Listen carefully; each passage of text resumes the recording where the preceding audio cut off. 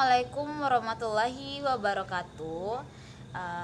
Kembali lagi bersama saya Rafiola Jumita Seprianti. Saya berasal dari kelas HTN 6A. Di sini saya akan mempresentasikan tentang instrumen HAM internasional. Sebelum itu, marilah kita ucapkan puji dan syukur kehadiran Allah Subhanahu wa taala dan yang telah memberi kita nikmat pada pagi hari ini, dan juga tidak lupa pula kita kirimkan sholawat beriringan salam yakninya kepada Nabi kita Muhammad Sallallahu Alaihi Wasallam yang telah membawa kita dari alam kejahilan hingga alam yang terang benderang yang kita rasakan pada saat sekarang ini. Oh ya, teman-teman semua mungkin telah mengetahui apa itu HAM. Tetapi di sini saya akan membahas tentang instrumen HAM internasional. Banyak pakar yang berpendapat bahwa lahirnya gagasan terhadap jaminan hak asasi manusia ini dimulai dengan adanya Perjanjian Magna Carta. Tetapi tidak sedikit pula yang meyakini bahwa jaminan HAM ini lahir 600 sebelum adanya Perjanjian Madinah yang diawali dengan adanya Islam. Memang tidak bisa kita pungkiri juga HAM ini melalui banyak tahapan hingga diakui sampai saat sekarang ini, dan mana internasional juga mengakui HAM. Dengan demikian HAM bisa ditegakkan tanpa ruang dan tanpa batas. Secara umum hukum HAM internasional ini banyak mendasari beberapa jenis, yang mana salah satunya yaitu Deklarasi Universal HAM, atau bisa juga disebut Universal Declaration of Human Rights, yang mana ini terjadi setelah selesainya Perang Dunia Kedua.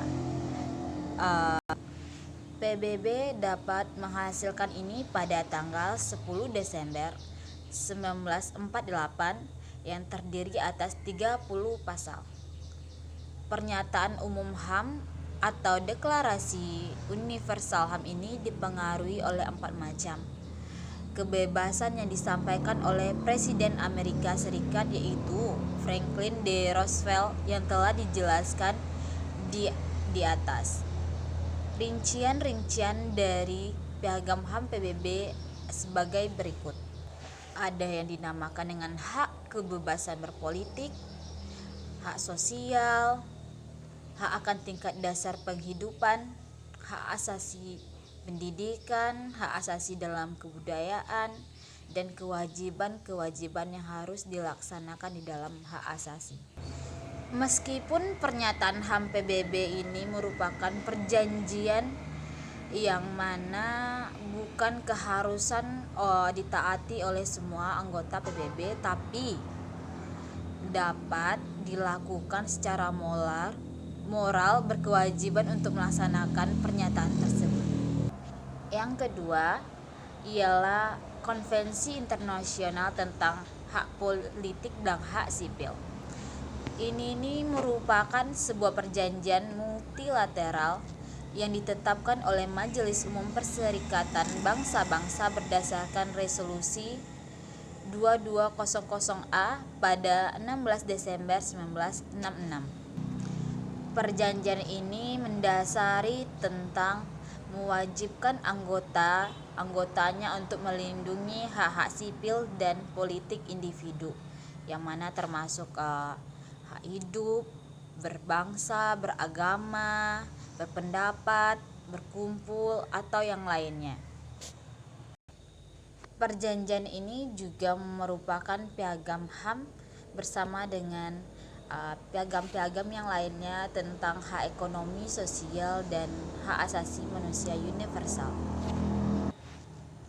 Pelaksanaan perjanjian ini diawasi oleh Komite HAM PBB, yang mana badan ini meninjau laporan dari negara anggota mengenai proses penerapan hak-hak yang terkandung di dalam konvensi ini.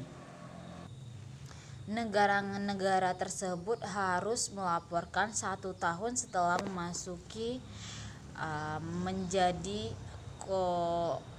negara anggota, dan apabila diminta oleh komite, biasanya setiap 4 tahun sekali.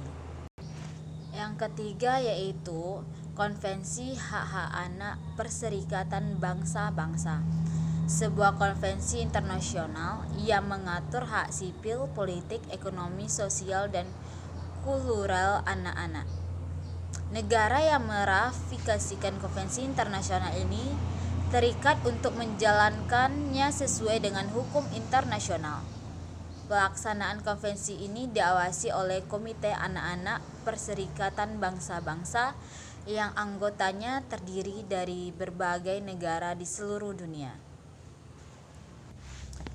Nah, setiap tahunnya komite ini memberi laporan kepada Komite Ketiga Majelis Umum Perserikatan Bangsa-Bangsa, yang juga mendengar pernyataan Ketua Komite Hak Anak-Anak dan mengadopsi resolusi mengenai hak anak-anak.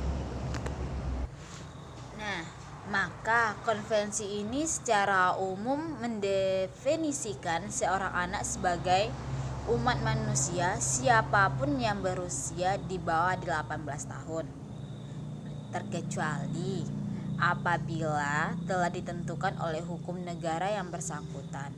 Maka anak-anak itu tergolong dari usia 18 tahun ke bawah. Nah, itu penyampaian materi dari saya. Terlebih terkurang mohon maaf, semoga bermanfaat.